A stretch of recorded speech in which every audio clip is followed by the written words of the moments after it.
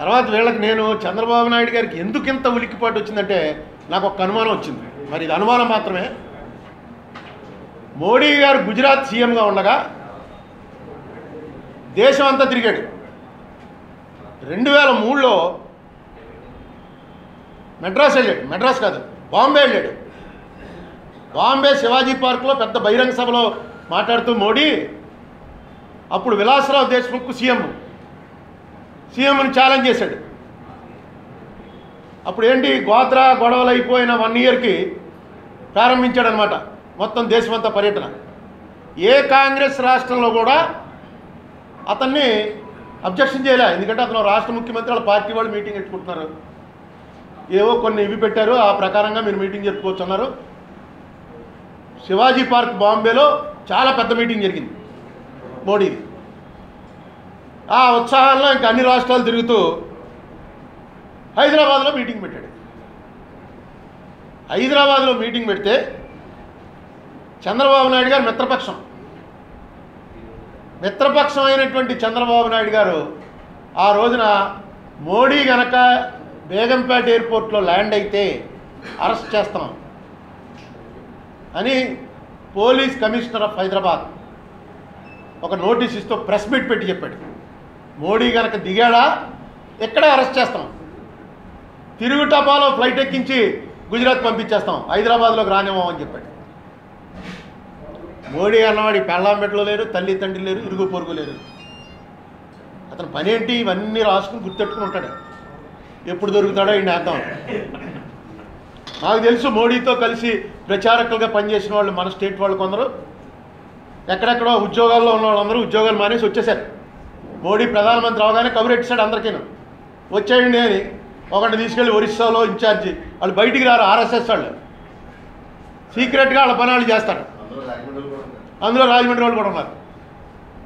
సీక్రెట్గా వాళ్ళకి అక్కడ డిప్యుటేషన్ వేస్తాడు, అంతే, వెళ్ళిపోయారు, అక్కడ జాయిన్ అయిపోయారు. ఏంట్రా మంచి సింగపూర్లో ఉద్యోగం చేసేవాడు ఒక ఫ్రెండ్ మావాడు, వాడు వెళ్ళిపోయి ఎక్కడో పని చేస్తున్నాడు. నువ్వేంటంటే లేదు సింగపూర్లో ఉద్యోగం రిజైన్ చేశాను, మోడీ రమ్మన్నాడు వచ్చానండి. అతనికి ఏమిటి ఇంకా పని ఇదే, ఎవడెవడు ఫస్టే ఉంటుంది ఆల్ఫాబెటికల్గా A B తర్వాత C వస్తుంది. చంద్రబాబు నాయుడు 27/8/2003 డేట్ కూడా నోట్ చేసుకోండి. ఆగస్టు 27, 2003 నాడు హైదరాబాద్లో దిగితే అరెస్ట్ చేసి తిరుగు టపాలో వెంటనే ప్లేన్ ఎక్కించి పంపించేస్తాం, నీకు ఇక్కడ పర్మిషన్ ఇవ్వట్లేదు ఈ ఊళ్ళోకి రావడానికని చెప్పినటువంటి మనిషి. ఎక్కడ భారతదేశంలో అతనికి అలా జరగల. అమెరికా వాళ్ళు వేసాయమన్నారు, చంద్రబాబు నాయుడు హైదరాబాద్ రానివ్వమన్నాడు. మరి మర్చిపోతాడా? అవేమన్నా ఆయన మర్చిపోలేదు నాకు తెలియదు, కానీ ఈయనకేమన్నా ఆందోళన ఉందా? ఎందుకంతా? లేకపోతే జగన్ ఏంటి, ఈయన వచ్చి పరిటాల రవి గారు చచ్చిపోతే పరిటాల రవిని చంపేశారు, ఈయన వచ్చి మొత్తం అందరితో చెప్పాడు, అందరు అపాయింట్మెంట్లు తీసుకున్నాడు, రాజశేఖర రెడ్డి చంపేశాడని చెప్పాడు. ఇదేంటా మా కాంగ్రెస్ సీఎం, మా కాంగ్రెస్ పిఎం, నువ్వు వెళ్ళి మా సీఎం చంపేశాడని ఎలా ఆరోపణ చేస్తావు అని. అదేంటిది, అది పిఎం ప్రధానమంత్రి, పార్టీ కాదు. మోడీ బీజేపీ వాడు అన్నది ఓకే, కానీ ఇప్పుడు అతను ప్రధానమంత్రి, ఎవడు అడిగినా అపాయింట్మెంట్ ఇవ్వాలి టైం ఉంటే, అతనికి ఇష్టమైతే. ఇష్టమైంది ఇచ్చాడు. దాని మీద ఎంత వణికిపోయి ఎంత గొడవ చేసి నాకు అంత అవసరం కనబడలా. ఒకళ్ళ మీద ఒకళ్ళు ఫిర్యాదు, మర్డర్ కేసే చెప్పావు, వెళ్ళి మన్మోహన్ సింగ్ దగ్గరికి వెళ్ళి రాజశేఖర రెడ్డి మర్డర్ చేశాడని చెప్పావు.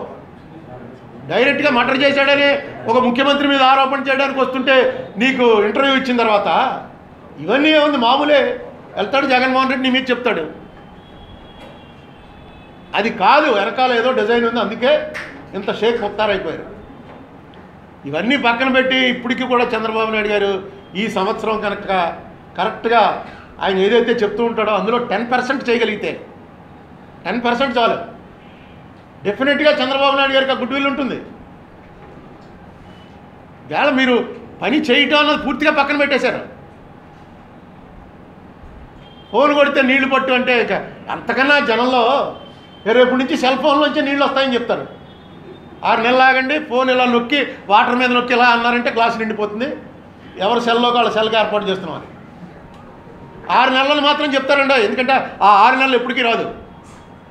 అలా లాగగలిగినటువంటి ఆ కెపాసిటీ ఆయనకు ఉంది, ఆ మీడియా మేనేజ్మెంట్ ఉంది, ఆ మ్యానిపులేషన్ ఉంది. కానీ నిజంగా చేయండి. పోలవరంలో మీ మీ డాష్ బోర్డ్లో ఒకసారి పోలవరం నిజంగా అక్కడ ఏం జరుగుతుందో వెళ్ళి చూడండి. ఏం జరగట్లే అక్కడ. మీరు చెప్పే మాటల్లో 1% కూడా జరగట్లే. తర్వాత ఇంకొకటి నాకు చంద్రబాబు నాయుడు గారు డిస్టర్బ్ అవ్వడానికి కారణం ఏమనిపించిందండి, ఇంకోటి మాకీ అసోసియేట్స్ అని ఒక కంపెనీ అమరావతి కన్స్ట్రక్షన్లో మార్చారు. జర్మన్నా జపనీసా? జపనీస్ కంపెనీ అంటే జనరల్గా ఇలాంటి కంపెనీలు దేశాలతో వ్యాపారాలు చేస్తాయి, రాష్ట్రాలతో చేయవు. వాళ్ళు ఆంధ్రప్రదేశ్లో వ్యాపారం చేస్తున్నా వాళ్ళ లెక్క ప్రకారం ఇండియాతో వ్యాపారం చేస్తున్నట్టే. వాడు ఆ మాకీ అన్నతను ఎంత డ్యామేజింగ్గా ఆంధ్రప్రదేశ్ని ఎంత డ్యామేజ్ చేశాడంటే బీహార్ ఇంతకన్నా బెటర్ అన్నాడు. బీహార్ ముఖ్యమంత్రి డైరెక్ట్గా చెప్తాడు, దేశం మొత్తంలో మా అంత అధ్వానమైన రాష్ట్రం ఇంకోటి లేదు, దాన్ని తీసుకొచ్చి ట్రాక్ ఎక్కించడానికి నేను ప్రయత్నం చేస్తున్నానని ఆయనే చెప్తాడు. ఇండియా మొత్తంలో మనం ఫస్టా సెకండా దెబ్బలాడుకుంటున్నామని చంద్రబాబు నాయుడు గారు చెప్తాడు.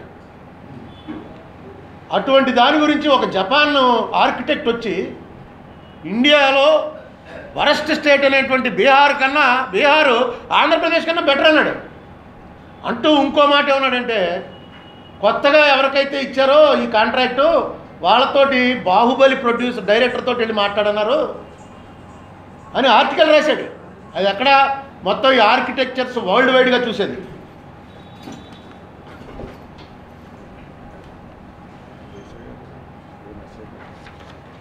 ఆర్కిటెక్చర్స్ వరల్డ్ వైడ్గా అందరూ చదివేటువంటి ఒక ఆర్కిటెక్చరల్ మ్యాగజైన్లో మాకీ అసోసియేట్స్ అనేటువంటి ఒక పెద్ద ఈ ఆర్కిటెక్చర్ కంపెనీ ఆంధ్రప్రదేశ్ అన్నదాన్ని ఎంత రెడిక్యులస్గా అంటే హాస్యాస్పదం చేస్తూ ఒక రాజధాని కడుతూ ఒక సినిమా డైరెక్టర్ తోటి మాట్లాడి కట్టాలని అన్నారంటే, సినిమా అంటే ఇల్యూషన్, అది ఒక భ్రమ కల్పించటం.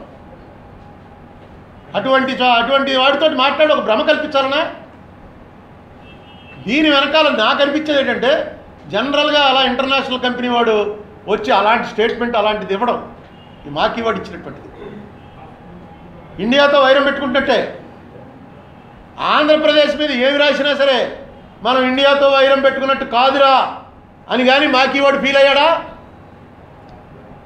ఢిల్లీలో అక్కడ వాళ్ళకు ఉంటాయి లైజాన్ ఆఫీసర్లు, బాబు ఏమీ లేదు, నరేంద్ర మోడీకి చంద్రబాబుకి చెడిపోయింది, నువ్వు చంద్రబాబుని ఎంత తిడితే అంత మంచిది, నీకు నీ ఇష్టం రాసుకో, నువ్వు ఏమన్నా పర్వాలేదు, నీ మీద ఏం యాక్షన్ ఉండదు, బ్లాక్ లిస్ట్ చేయొద్దండి. ఈ పాటికి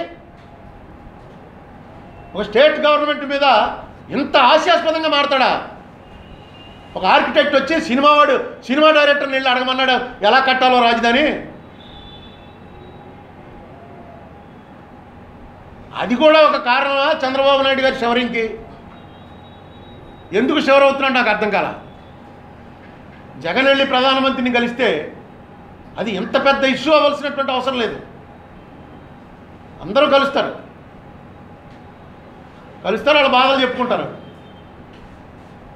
దీంట్లో ఈయనకి చంద్రబాబు నాయుడు గారికి ఎందుకు ఇంత బాధ కలిగిందో అది కూడా ఆయన ప్రజలకు తెలియజేస్తే మంచిది. ఆవేదన పడి కాదు, జనాలను మీతో కలిసి తీసుకెళ్ళండి. హాయ్ ఫ్రెండ్స్, మా టుడే టుమారో యూట్యూబ్ ఛానల్ చూస్తున్నందుకు చాలా థ్యాంక్స్. మరిన్ని లేటెస్ట్ వీడియోస్ కోసం వెంటనే సబ్స్క్రైబ్ చేయండి. అలాగే ఈ బెల్ ని కూడా రింగ్ చేసేయండి. మా నోటిఫికేషన్స్ అన్ని మీ మొబైల్లో వస్తాయి. అలాగే మా వీడియోస్ మీకు నచ్చితే లైక్ చేయండి, షేర్ చేయండి, నచ్చకపోతే కామెంట్ చేయండి.